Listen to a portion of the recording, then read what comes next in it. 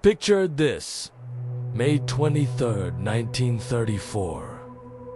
A quiet, dusty road in Bingville Parish, Louisiana. A stolen Ford V8, affectionately nicknamed the Death Car, is cruising down the lane. Inside, two of America's most infamous outlaws, Bonnie Parker and Clyde Barrow, are heading towards what they think is just another hideout. They're blissfully unaware that they're driving straight into a meticulously planned ambush. 6 lawmen, a posse led by Texas Ranger Frank Hammer, are hiding in the bushes, armed to the teeth. They've been tracking the notorious duo for months, and this is their endgame.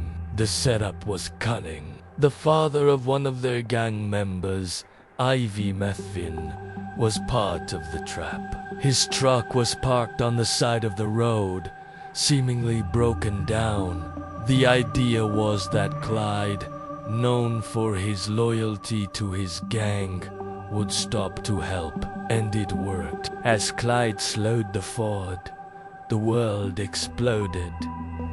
There was no warning, no call to surrender. Just a deafening roar of gunfire. The first shot, fired by Prentice Oakley with a Remington Model 8 rifle, struck Clyde Barrow in the head. He died instantly, his foot slipping off the clutch, sending the car rolling slowly forward. For Bonnie Parker, sitting in the passenger seat, those next few moments must have been an eternity of horror. She let out a terrifying scream as she saw Clyde slump over, his life extinguished in a fraction of a second. But her scream was swallowed by the relentless barrage of bullets that followed. The posse unleashed a hellstorm of lead, a furious symphony of destruction.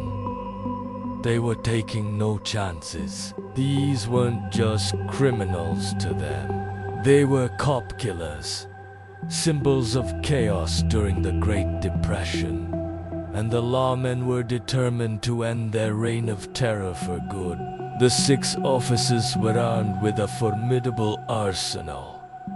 Browning automatic rifles, shotguns, and pistols. They emptied their magazines into the car, reloaded, and fired again. The steel body of the Ford V8, which Clyde had praised in a letter to Henry Ford for its speed, was no match for this onslaught. Bullets ripped through the metal like it was paper, shattering the windows, shredding the upholstery, and tearing through the 2 bodies inside.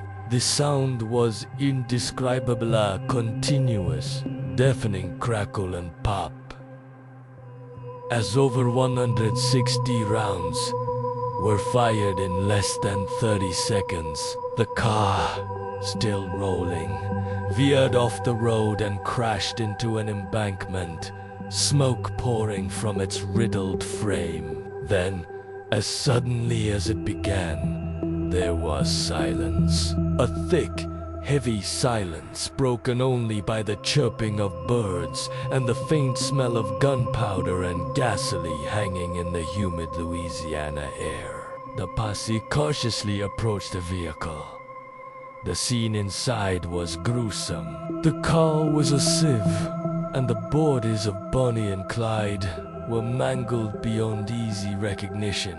Frank Hammer reportedly had to push Bonnie's head up by her hair to confirm it was her. The legend of Bonnie and Clyde, the romanticized duo who had captured the nation's imagination, had ended in a brutal, bloody massacre. The aftermath was a media frenzy. Souvenir hunters descended on the scene, trying to grab anything they could: shell casings, pieces of shattered glass, even snippets of Bonnie's blood-soaked dress. The death card and the bodies of the outlaws were towed into the nearby town of Arcadia, creating a circus-like atmosphere as thousands of people flocked to see the grisly spectacle. It was a grim end to a story that had been a mix of grim reality and romantic folklore. Looking back, the story of Bonnie and Clyde is a complex one. They were undeniably violent criminals, responsible for the deaths of at least 9 police officers and several civilians. Their 2-year crime spree across the central United States involved bank robberies, store holdups, and kidnappings. They were products of the desperate times of the Great Depression. 2 young people from the slums of Dallas who saw crime as their only way out. Clyde Barrow was a hardened criminal from a young age, brutalized by his time in the Eastham prison farm, an experience that turned him from a petty thief into a killer who vowed he would rather die than return to prison. Bonnie Parker was a bright, poetry-loving young woman who was swept up in her love for Clyde. She was a willing accomplice, and her poems, like the story of Bonnie and Clyde, show a woman who was acutely aware of her fate. She wrote, "Someday they'll go down together, and they'll bury them side by side. To a few, it'll be grief to the law, a relief but it's death for Bonnie and Clyde." Their story has been romanticized in movies and songs, often portraying them as glamorous, Robin Hood-like figures. The reality was far grittier. They lived a life on the run, constantly looking over their shoulders, sleeping in their car, and often eating cold canned beans. They were wounded, desperate, and dangerous. The ambush that ended their lives was a direct response to their escalating violence, particularly the murder of 2 young highway patrolmen at Grapevine, Texas.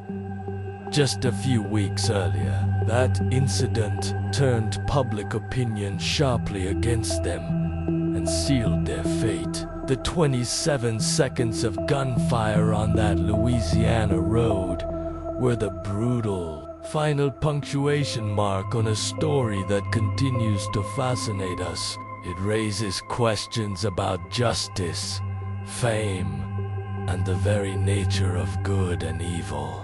Was the ambush a necessary act of law enforcement or a cold-blooded execution? It's a debate that still echoes today. What is certain is that on that May morning, the legend was violently forged, and the short, brutal lives of Bonnie Parker and Clyde Barrow came to an explosive end. Thanks for watching. If you're interested in more deep dives into historical events, don't forget to like this video and subscribe to the channel for more. See you next time.